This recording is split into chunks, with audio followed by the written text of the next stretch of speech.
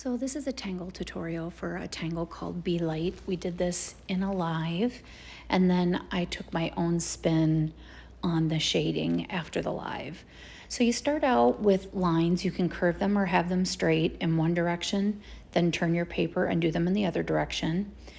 Then you pick a corner and essentially do crescent moon. So you can decide if you want to keep this little white spot as a shine spot or fill it in.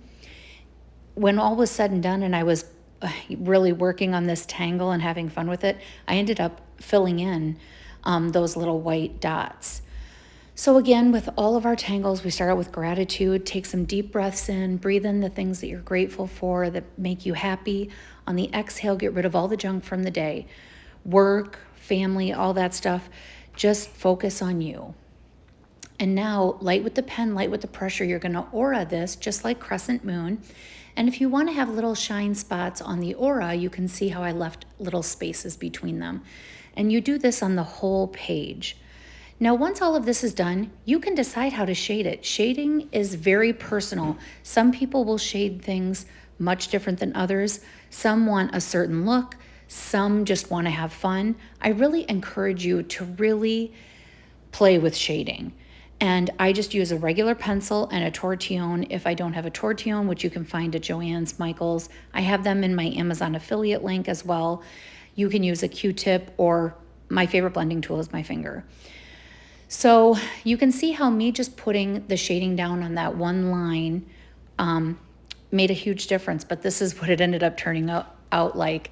And it really, when you come on my lives, I'll have to show this again because it really is very 3D when you see it in person. I was trying to get it with video and pictures.